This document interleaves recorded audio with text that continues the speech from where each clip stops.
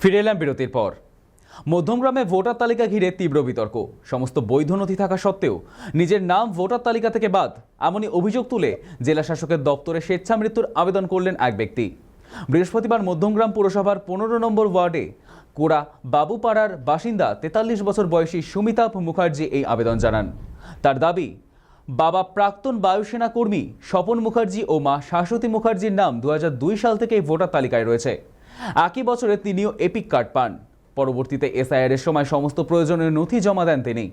এমনকি খসড়া তালিকাতেও তার নাম ছিল, কিন্তু গত মাসের 28 তারিখ প্রকাশিত চূড়ান্ত তালিকায় হঠাৎই নাম উধাও হয়ে যায় বলে অভিযোগ। আশ্চর্যের বিষয়, তার স্ত্রী মালা মুখার্জির নাম তালিকায় রয়েছে। এই ঘটনার পর একাধিক দপ্তরে যোগাযোগ করলেও কোনো সমাধান না মেলায় মানসিকভাবে ভেঙে পড়েছেন সুমিতা।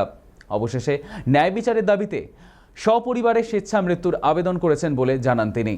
ঘটনাকে কেন্দ্র করে এলাকায় চাঞ্চল্য ছড়িয়েছে। প্রশাসনের তরফে এখনো পর্যন্ত কোনো প্রতিক্রিয়া মেলেনি।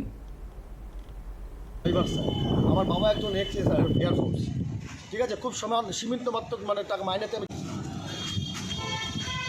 আজকে ডিএম অফিসে এসে আমি একটি লিখিত জমা করলাম, যেটা আমি স্বেচ্ছামৃত্যু আবেদন দিলাম।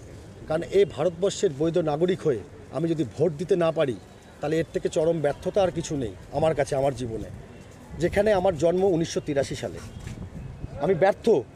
এবং পরবর্তী এসআইআর সবথেকে ভয়ের বিষয়, আমাকে যদি ডিরেকশন ক্যাম্পে পাঠায়, সেই অত্যাচার আমি সহ্য করতে পারবো না। তার কারণ আমি একজন সার্ভাইকাল পেশেন্ট, আমার কোমরে এখানে বেল্ট নিয়ে যায়, আমার পরিবার না খেতে পেয়ে মরবে, আমার একটি বাচ্চা আছে ঘরে, আমার স্ত্রী রয়েছে, বঞ্চিত করবে।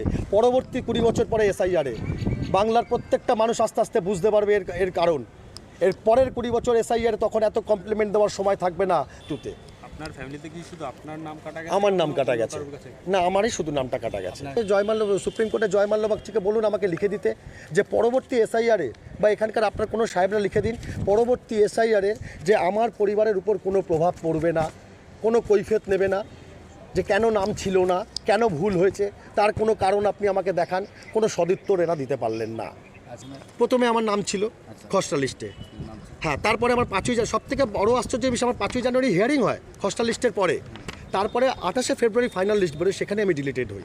ট্রাইব্যুনালে আমি যেহেতু ডাইরেক্ট ডিলিটেড, আমি ট্রাইব্যুনালে যেতে পারবো না, আমার ডাইরেক্ট ডিলিটেড। অ্যাড জুডিশিয়ানে যারা আছে তারাই একমাত্র ট্রাইব্যুনালে যেতে পারবে। আমার ইলেকশন কমিশনের কাছে হাত জোর করে একটাই কথা, এরমভাবে বৈধ ভোটারের নাম কাটবেন না, এরমভাবে বৈধ ভোটারের নাম কাটবেন না। আপনার কাছে হাত জোর করে বলছি, যাতে আমাদেরকে স্বেচ্ছায় মৃত্যুবরণ করতে হয়, নিরুপায় হয়ে আমাদের কিছু করার নেই।